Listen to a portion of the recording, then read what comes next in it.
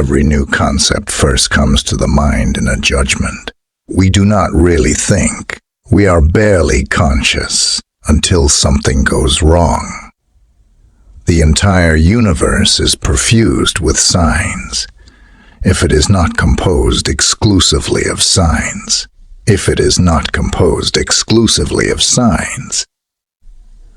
If man were immortal, he could be perfectly sure of seeing the day when everything in which he had trusted should betray his trust, and, in short, of coming, eventually, to hopeless misery.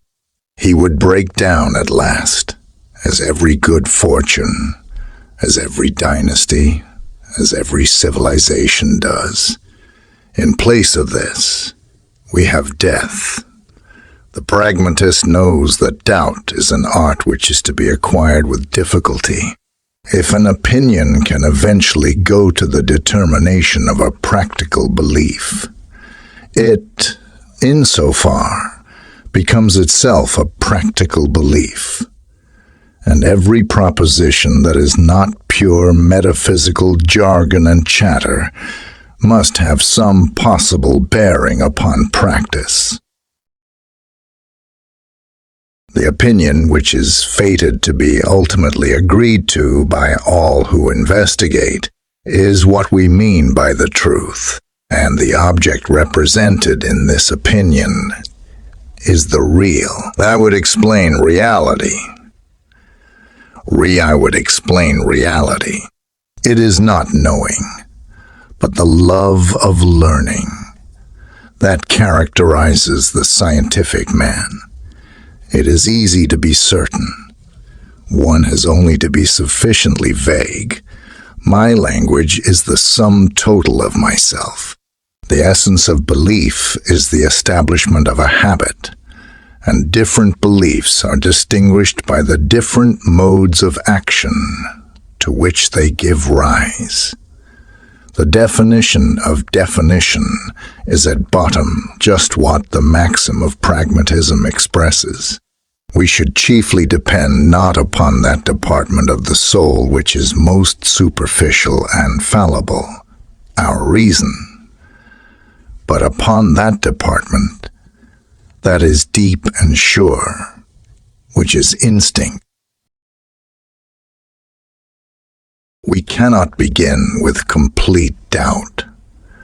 A hypothesis is something which looks as if it might be true and were true, and which is capable of verification or refutation by comparison with facts. Generality is, indeed, an indispensable ingredient of reality, for mere individual existence or actuality, without any regularity. Whatever is a nullity. Chaos is pure nothing.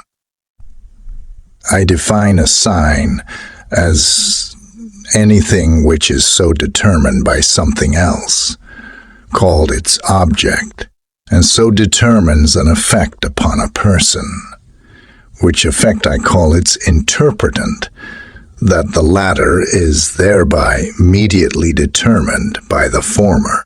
It has never been in my power to study anything.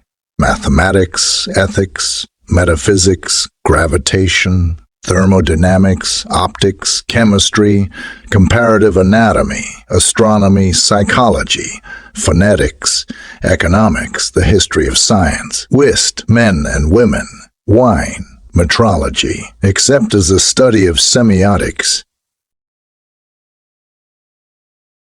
There is a kink in my damn brain that prevents me from thinking as other people think. Mathematics is distinguished from all other sciences except only ethics, in standing in no need of ethics. Every other science, even logic, especially in its early stages, is in danger of evaporating into airy nothingness, degenerating, as the Germans say, into an arachnoid film, spun from the stuff that dreams are made of. There is no such danger for pure mathematics, for that is precisely what mathematics ought to be. We cannot begin with complete doubt.